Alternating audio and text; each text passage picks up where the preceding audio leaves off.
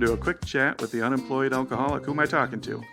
Well, this is June Colson, and wow, that question, it wasn't supposed to be so deep, but I'm telling you, I was just like, I don't know who I am anymore.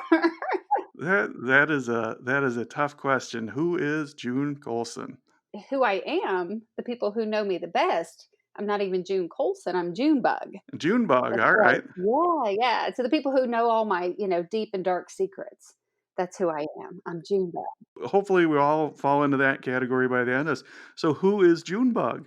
If the world's looking at me, I would be the wife of a fire chief and the mother of two boys. I'm a sister and a friend. And my current worldly assignment, I guess, is as a Christian comedian and as a writer. All right, a Christian comedian and a writer, huh? That's pretty new to my world. God really started working on my heart around 2017. I was somebody who grew up in a pretty rough childhood, grew up in poverty. My dad is an alcoholic. My mom is, her mother was bipolar, and mom suffered a lot of mental illness and a lot of struggles trying to raise three kids with a husband who was kind of MIA most of our childhood. I had used humor for a long time as kind of a weapon to protect myself. Especially, the first town that I lived in growing up, there was only about 700 people. So people were pretty aware of who my family was. But when I moved to Kentucky, my humor definitely got a lot more sharp, a lot more sarcastic, a lot more crude to just kind of protect myself in my new environment. But then in 2017, the Lord just kind of laid it on my heart that I had used it as a weapon long enough, and that He wanted me to kind of use it as a tool to share my story and share how He softened my heart through laughter. Now He wanted me to be able to just kind of share what I had been through, what I'm still going through. I still have both my parents, but I see them not through the eyes of a broken child anymore, but through the eyes of someone who was saved by the blood of Christ. And I can see them now at the foot of the cross, the same location that I'm at. So yeah, it's definitely changed my relationship with my family, my relationship with comedy. And that's kind of what I'm up to right now is. So you said early childhood poverty. Your Mhm, father was an alcoholic, and mhm. your mother had bipolar that ran in the family. Yes. Yeah. Yeah. And out of that, you turned to humor as kind of a defense mechanism. Yes. Well, the way that I could really connect with my dad is that he's hilarious. He's so funny. And I saw him use that to get himself out of trouble. My mom, as funny as my dad is, my mom, she laughs at anything that has a clear punchline. Like anything, it could, the cheesier the better. And I would see my dad, come in acting a fool and all of that, and her anger would be calmed by one funny line, one funny uh, joke. so it sounds to me like, while you described it kind of as a defense mechanism or a weapon, that it was actually a way to connect. Oh, absolutely. He would make somebody laugh, and it would be like the waitress at a restaurant or just somebody waiting in line somewhere or whatever. He always had like a really quick comeback or a funny joke, and I saw him like connect through people's. Connect through people, and it sounds like that's really important to you, huh? Yeah, yeah, and I would see so many negative moments with him, but the times that I saw that were the most positive was when, like, it would be bizarre situations, like a funeral home or whatever, where people were like really sad, and he would be the person who could get them to laugh and just have a good time, and he was just so funny. So it also had like a positive feel for me, and I figured out the same game. I figured out if I could make mom laugh, it would either not get the whipping, or it would lessen it at least. It would diffuse the situation, huh? Yeah, absolutely. So you kind of developed your humor or appreciation or recognition of the value of humor during that time, and then when you moved, you said it sharpened. Yeah, it definitely sharpened. I came to Kentucky. We lived right down the street from the trailer my dad had been living in. So he worked in factories. He'd been transferred to Kentucky to work at the Corvette plant. So he lived here for a year, kind of established his friendships and his life and kind of his thing going on. And he lived in a really rough trailer park. And he didn't want us living in that trailer park, but he still wanted to be close to his friends. So we just lived in a rough apartment a couple doors down. I see. I didn't say y'all, I said you guys. Okay. And I talked really fast and they talked really slow. And I didn't understand what they meant when they said, pack that baby over here or pack that. Like, I didn't get some. I'm like, what is pack? Like, you have a suitcase, you pack in a suitcase, or who your kinfolk was. They were my relatives. And we went to the front room, they went to the living room, where all these. And then when I called the girls on the playground guys, when I was like, hey, you guys, can I play? They're like, first of all, we're girls. Okay. And no, you can't play with us. You're poor. So that was like my first experience in Kentucky. And then, the boys or even more cruel. I kind of figured out some certain areas that you could make a joke about when it came to boys, Hmm. and they would leave you alone. Okay. I used whatever means necessary, and it didn't matter. It definitely wasn't clean humor. It was what it took to get people to leave me alone until I figured out how to kind of weave my way into whatever this new environment was that I was living in. Okay. So it bought you a little bit of space. It did. Yeah. Yeah. And then later you described the time when you decided that you were going to turn your humor towards glorifying God. Yeah, so I was that friend who was really funny, and I was always making everybody laugh and all of those things. And then that part of me, I was still funny, but I wasn't having fun being funny anymore. You weren't having fun being funny? Yeah, I wasn't having fun being funny because I knew what I was doing it for. And so, and then, I went through a few things in my life and in my marriage, and I felt I was just very broken for a Mm. while. And so I just didn't find things humorous anymore. And in 2011, my husband and I, we kind of just hit this wall, and it was, he was going one way and I was going the other. And we were just that typical story of a broken relationship, and we're kind of going down that path. And while I was trying to blame him for A, B, and C, and he was doing the same to me, it just came a point where we were going to go our separate ways unless we stopped having a relationship that was just two people Mhm. and we let the Lord be our guide and bring us together. And so while I thought, well, God's going to fix him. And I said, God, I can't be married to that man anymore. I can't be married to that man anymore. And the Lord said, well, you won't. You don't have to be. And he said, but you're also not going to be that girl anymore either. Like, trying to put myself into that spot. You were at your breaking point? Yeah, we were both at our breaking point. I had come from some brokenness when we got married, and he had done the same, and neither one of us had really ever allowed God to heal that in us. And it just became something that festered, and it finally just came boiling to the surface, and we could no longer ignore it anymore. And it sounds like at that point, each of your focus was on the faults of the other person. Yeah, it's a lot easier to point out what's wrong with somebody else. There were things that I could say, "Well, I never," but the Lord really humbled me. I knew how broke I was when I married my husband, and I knew how broken he was. When you use that term, the Lord humbled you. What does that mean? Well, so in my conversation with God about all these things that my husband was doing wrong, and the Lord was like, "So do you remember the day you went down the aisle? Do you remember how many people I brought to you that said this is not where you need to be? This is not what you need to do. Yet you decided that you were still going to walk down that aisle and not just like promise this man that you would love and cherish him and honor him forever. You promised me." So that sounds like a point of recognizing some personal responsibility. Yeah, and man, that stinks. Who wants to do that? Yeah, yeah. Not me. Not me. And even in like there were moments where we would go to marriage retreats, and I had this, I had this whole kind of chip on my shoulder of like, once God fixes him, things are going to be okay. And then this person is going to tell him, right? And Mhm. he did. He did. The very first thing that this pastor started talking about was the responsibility of men to their sons. And I was like, oh yeah, get him, Jesus, get him. Right. And then he says, and moms, if you're raising boys, something you need to know is that the very first relationship that they see between a man and a woman is how you treat your husband. Oh, wow.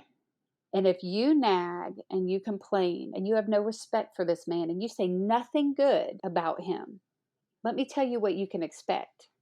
You can expect that girl to show up with your little boy. Mm. I know. I was like, "No, no, no, no. You're supposed to tell him, not me," you know? And so in these moments where there were things that as a wife I had valid points and there were things that were causing major issues in our relationship, but at the same time, God's like, "Until you get this vertical thing straight, you're horizontal. It's not gonna matter who's there. Like, you've gotta get the relationship straight with me, and you've gotta trust me, and you have to listen to me." So it sounds like step 1 was recognizing areas that you were out of line. One of those being your relationship with God. When you say that vertical relationship, Mhm. you perhaps didn't have him in the highest position of authority. Oh, yeah, absolutely not. And then the second is mindsets and things that you had towards your husband. Yeah, yeah, absolutely. So some of the things were things that I had almost just kind of planted that seed and watered it, because it was what I was used to. I was kind of used to the disappointment. You know, I was basing a lot, like I was saying, my kids were going to look at for a wife. I was looking for a husband a lot like my dad. Oh, wow. Wow. And I found a lot of the traits of my dad in the man that I married at the time. But when I say that the Lord said, "You will not be married to him anymore," he was right, because the man that I'm married to now is not the man that I was married to in 2011. Okay. And it was because we started a journey that had nothing to do with each other, and it had everything to do with seeking a true relationship with Christ, with allowing him to really be a part of our lives. And we were doing things completely separate from each other, not in a thing where it was, well, you do this for him and he'll do this for you. It had nothing to do with that. It had to do with Jason seeking Christ and strengthening his relationship there. And the same thing for me. When we started to have a real relationship with Christ, then we were able to start having a relationship with each other. It sounds like your relationship with Christ is very important to you. Absolutely. Yeah, absolutely. I will tell you, in the healing process and things, he's allowed me to start writing a book. It's called Shirley God, You Can Hear Me. The town I grew up in Indiana was called Shirley. And it was a lot of prayers that I felt like that they were never answered or they were never heard. Like the whole time, I'm like, why isn't he listening? Why isn't he listening? And so many of those prayers now, as I sit down and I write this book, I get to see prayers that were answered along the way, like my relationship with my husband and even my relationship with my dad. My dad's still alive. He'll be 70 this week. He's still an alcoholic. My mom still battles all kinds of things. And like I said, the Lord has let me see them through different eyes because I get to look at him the way that he does. One of the biggest moments I had of healing with my dad was when I was 18. I was working two jobs.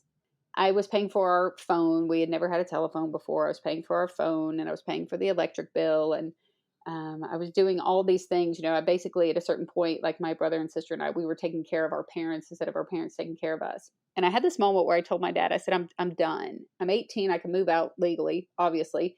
I'm already paying the phone bill and the electric bill. And what's the big deal to pay any other bills? I could take care of myself. So I told him because he had come home and he was drunk and I was so frustrated. And I said, I'm done. I'm done. I'm done with you. Like, you have 2 weeks to get cleaned up. And if you keep drinking, then I'm not your daughter anymore. I'm over it. So he did. He quit drinking. Just shy of 2 weeks, he almost died because I was an ignorant 18-year-old kid who didn't know what that kind of effect could have on someone who had been drinking since they were 12 years old, right? Mhm. I was just telling him like I had control. And I remember coming home and there were the signs on the front porch that he had been drinking and he was inside the house. And I stood on the front porch and I'm like, God, I've said my piece. I've told this man. I'm done. I'm just done. And the Lord said, I only know two people who have ever been willing to die for you. One of them was my son, and the other one is in there on the couch. Wow. Yeah. So I stopped paying the electric bill. But I stayed, and there's these moments of humbling and healing along the way that, that God has allowed me to experience. I love my dad. I adore my dad. I call him, hillbilly genius. Like, he can make anything out of nothing. We had cars that started with light switches because we couldn't afford to replace the starter. He could just come up with anything out of nothing, and he still does that. And a lot of my comedy are stories about him because his name is Hot Dog, and he does. Wait a minute. His name is Hot Dog? Well, his God-given name was not Hot Dog. But he's had a lot of nicknames along the way. I make a joke about how I have a mom whose name is Mo, my sister's Bobby Joe, my little brother's Dewey, and my daddy is Hot Dog. He's had lots of different nicknames over the years for different reasons. When he was Fast Eddie, he was a bartender. He was pudgy when he started getting a beer belly. And then the guys at the factory started calling him Hot Dog because he was just always wild and doing something silly. So a lot of the, I do some jokes about him losing fingers at his trailer park pyro show. And he thinks it's hilarious. He loves it. Like my son one day was like, "Is it okay for you to be making fun of Hot Dog? Like, how does he feel about that?" And I was like, "Honey, he helped me write half the jokes." Like, That's great. so That's it's great. given me time to bond with him to do these stories. But even like writing the book, I had forgot about that moment on the front porch. I forgot about that time. These little moments of healing and humbling. When I thought I was really something and told this man, he straightened me out real quick and allowed me to just love him in a different way.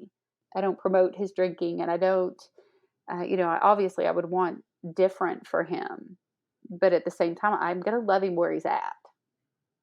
Yeah. Well, June, when I listen to you talk, I hear somebody who has experienced some incredible healing.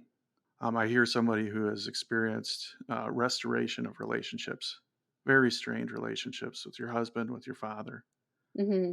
that have been restored, that are healthy, good relationships now. Yeah. And I think that comes from the most clear thing that I hear when I hear you talk, which is that salvation, that relationship that you have with Jesus, and what you feel like you have received from that. Oh, yeah, absolutely. I think it's incredible, June. I think your story is powerful. Your story is being used and will continue to be used by God to affect other people because you're not alone. You're not alone in being somebody who experienced poverty, who experienced the negative effects of alcoholism, who experienced the challenges of having family members with mental health struggles. Mm-hmm. You're not alone in that. And you sharing your story boldly, that'll encourage other people. It's okay to laugh. It's okay to have the positive aspects of laughter. It can be used as a weapon. It can be used as a shield, but it also can be used as a point of connection. Right. And I just hear that so strongly in your story, June. I appreciate it, friend. I got nothing to hide, my friend. I've got some scars, I think one of the best things that I heard from a Christian comedian early on was, if you have an open wound, it's not a good idea to be sharing it because it just splatters blood and you go backwards. But once you have a scar, you're to a different place where you can share and people can connect. It's more about the healing than it is about the wound, Every once in a while you'll share that wound, but for the most part, these are definitely scars. They can be tender sometimes, but yeah. Yeah. Well, we're going to take a quick break here. And June, when we get back, I want to dig in a little bit more into what's happening right now in your life. I'd like to know what's one thing that you're struggling with and also one thing that is going really well. So we'll be right back after a quick break with more from June Colson.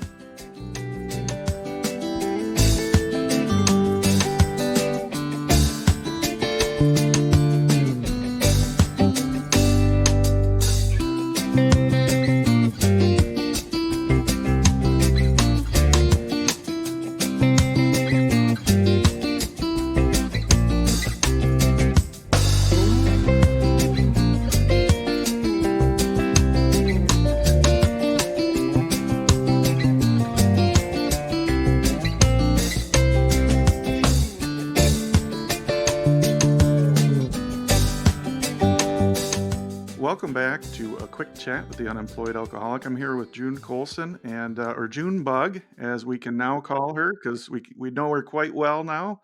June, what's one thing that's going well in your life right now? Well, I just recently won a competition in Nashville, the Clean Comedy Challenge. And well, congratulations! I'm familiar with that. That is a prestigious win. There, you're in really good company. Oh man, I tell you what, when I look at some of the people in the past who won it, I'm like, what?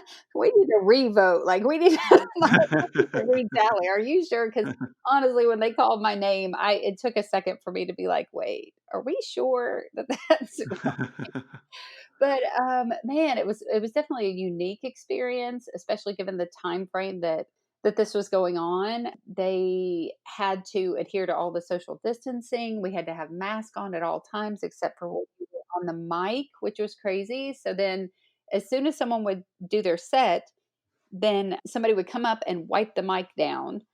They could only have 10 audience members. All of those audience members had a mask on, so you couldn't see the laughter, you couldn't hear the laughter. Even the contestants, they weren't allowed to be in the room together as a group. And I had gone last year, and there were a lot of people from the association that were competing in this. One of the association members, actually two, run this, Leslie Norris Townsend and Joby Sad. And so there's a lot of CCA members that compete. So I wanted to go see them and cheer them on last year. And man, it was just a hot room. It was hype. Everybody was having a great time. The contestants were all in there together laughing. And I was like, man, I really want to be a part of this. And then now you step into it this year, and it's in the middle of a global pandemic, and Great. Well, didn't even think it was going to happen, but they were able to work it out. And so you would go on stage with just a few people in the room, and then you couldn't really see them smile. You could hear some of the laughter, but that was about it. So it was really hard to gauge your performance. It was really difficult. I think one thing that was in my favor is that I do a lot of act outs. Like I do my dad hot dog's voice and my mom's voice and those kind of things. So I'm not a one-liner comedian, I do more storytelling, uh-huh. and so I think that given the awkwardness of the situation, being able to just kind of for the audience to be able to just kind of sit back and listen to the story and laugh maybe worked in my advantage. I don't know, I still don't have a clue how I won it, but, So, no, that makes sense. If you're up there telling your stories and laughing because it's who you are, it sounds like through whatever the environment is, that's gonna translate.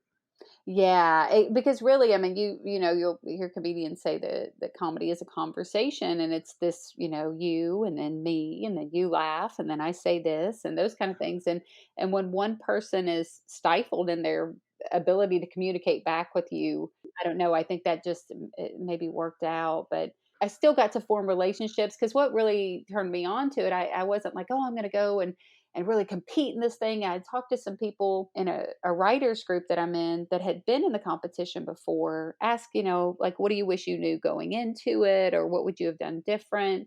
And explain to them, like, I'm not a competitively like natured person. I am like way too accommodating. Like the second year I was in Nashville at the CCA, they put a forklift through my hotel room window and I was fine. They gave me a chocolate bar, so I was like, "Yeah, it's fine." They moved my stuff to the other room, and I got, like, chocolate and, some potato chips, and, like, other people were like, "I would have owned that hotel, and I would have got free rooms for life," and I was like, "But it was a Snickers, you know? Right, I got a Snickers."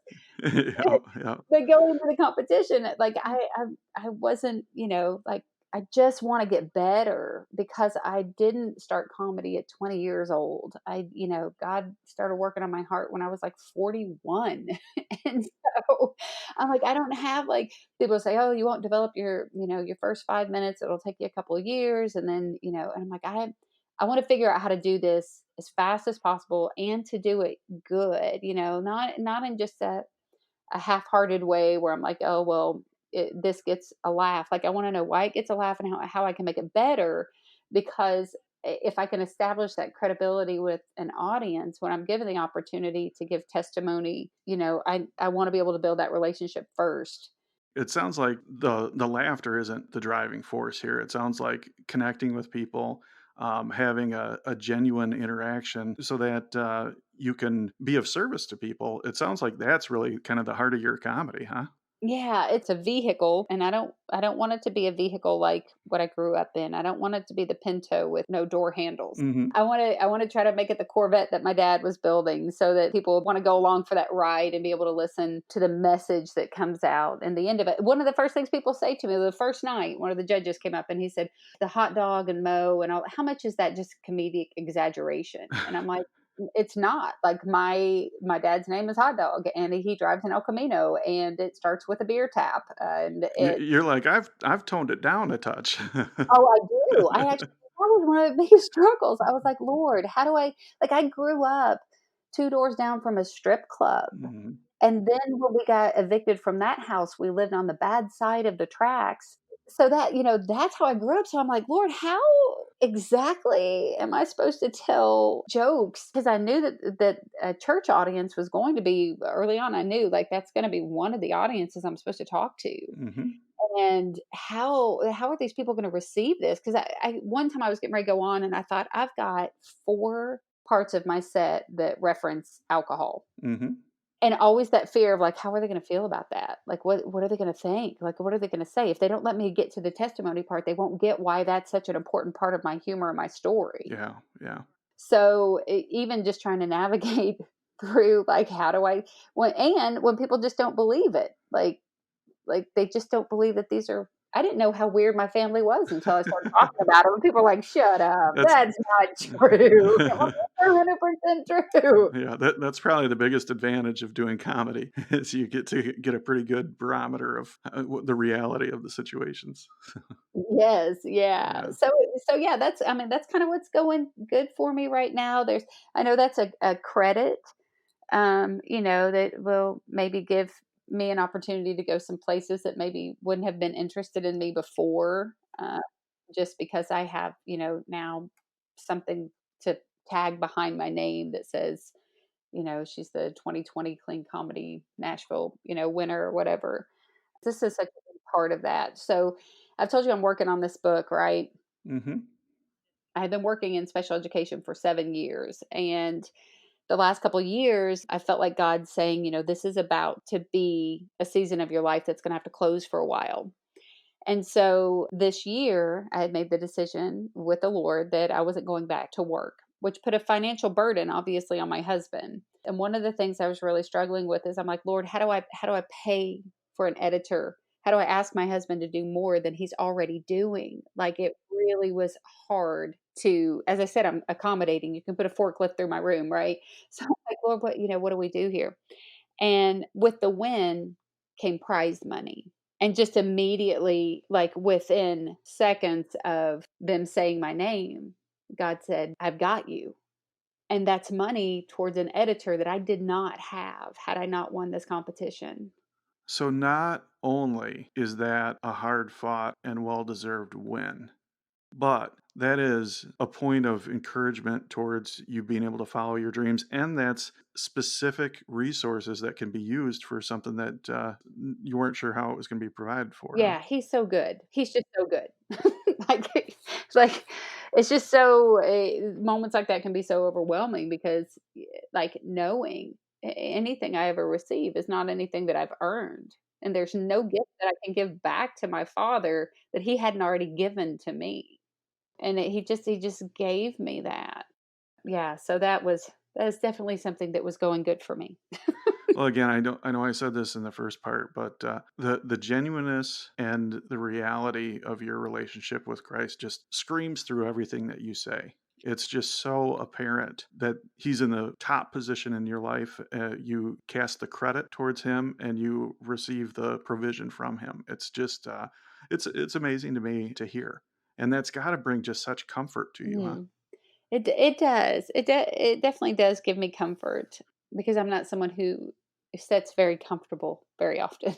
So Hmm. so yeah, and I would say that's just kind of a byproduct of kind of growing up the way I did. Like it's always that waiting for the next shoe to drop, or if there was a good moment, it was waiting for what's next, or worried that you've messed something up, or even with the win, it was. that feeling of guilt of like, well, did I deserve that?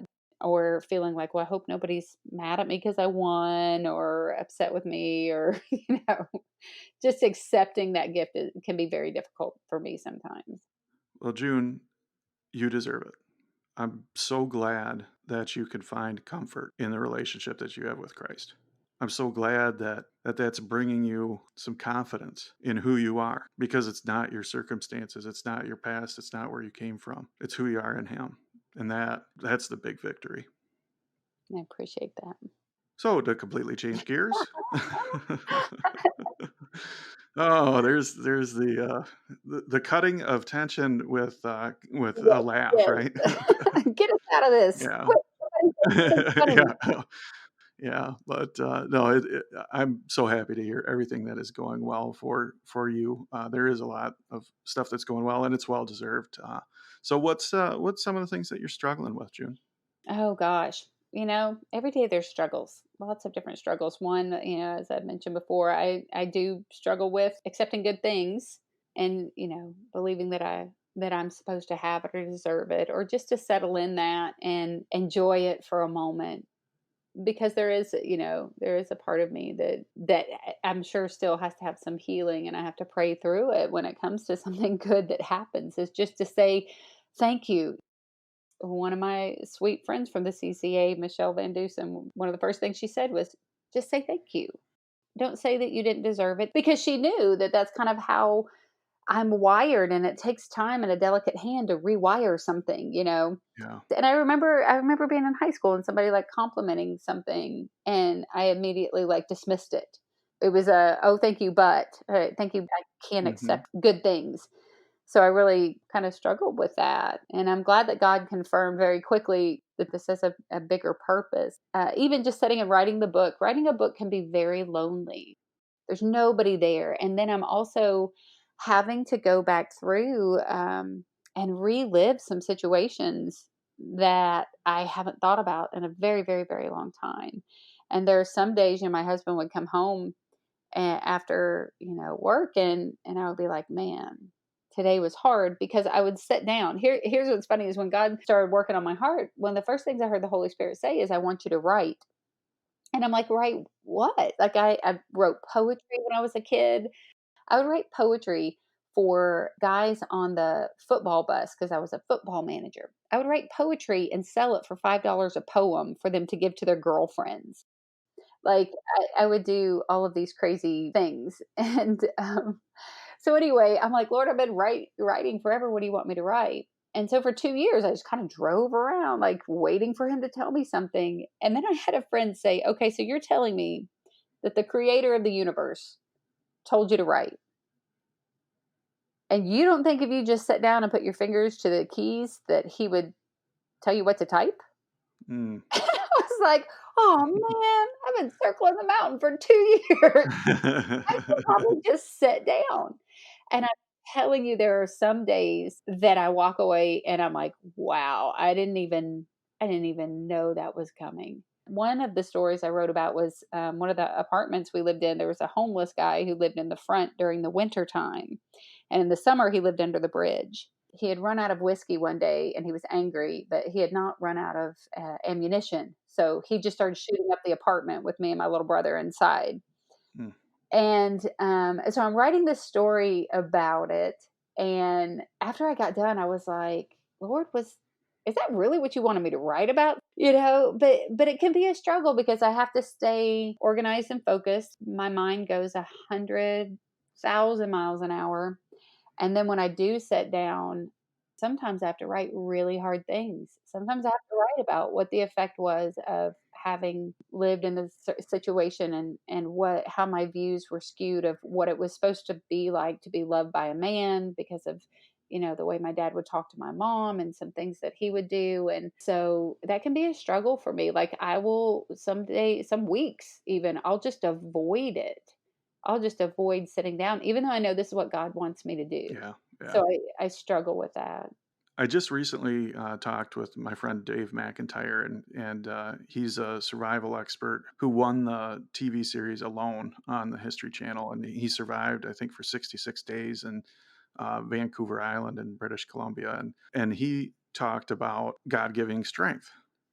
And he shared with me something that I think is really applicable here. He said that God doesn't give you strength to do the whole thing. He just gives you strength to do the next thing. Mm. And I think that story, was the next thing. I think sitting down at your computer and starting down that path is the next thing. You definitely have the strength to do those next things. And all those will add up to be the thing. And, early on, as you started talking, you mentioned a sense of kind of wanting to push back when you're receiving something good. Uh, Mhm. that's the key thing here. You're deserving of wonderful things, not because of what you've done or not because of where you came from or what you're gonna do, but just because you're a daughter of God. Mm. You are God's beautiful creation, and you deserve great things. You're not exempt from bad things. Clearly, yes. Right, right. None of us are. But while none of us are exempt from terrible things, we are deserving of good things as well. And you certainly are. And you again, I really think you have great things ahead of you. I think your story is going to be impactful. Your story already is impactful. Great things are coming down the pipe for you. Yeah. I appreciate that. In this time right now, with everything kind of at a halt, before I felt like I could kind of see the direction that it was going. And a lot like, comedians and entertainers and people all over the country, I think that we get stuck in this, like trying to see what's next, what's it going to look like? When is this phase going to end? And I'm praying that I'm able to just accept each day as it is and just kind of figure out what it is that God, wants me to do with this time and this season. One of the best things I had a friend say to me was, "Don't put your car in park because you're not here to stay. We're Hmm. passing through this season, and there are going to be things in this season that'll help you, be prepared for the next season." Probably one of my biggest fears is just that fear of like, I've spent 2 years writing this book, and what if it's not very good, and what if it doesn't go anywhere, and what if, Yeah. what if I just slow down and just pay attention to what I'm supposed to do today? Maybe that's the only what if I should worry about, right? Yeah, yeah. There's a lot of wisdom there. I mean, a little bit of my story. I've been through a recovery journey, and I've experienced some painful things and whatnot. But one of the wonderful things that I experienced through the recovery process was the ability to stop, take a breath, and look at the situation that's right here, right now. Mhm. I had always looked 5 steps down the road, and whenever I'm looking 5 steps down the road, the natural result of that is a feeling of not being happy where I'm at, Right. a feeling of desire to be 5 steps down the road. So not being content with where I'm at.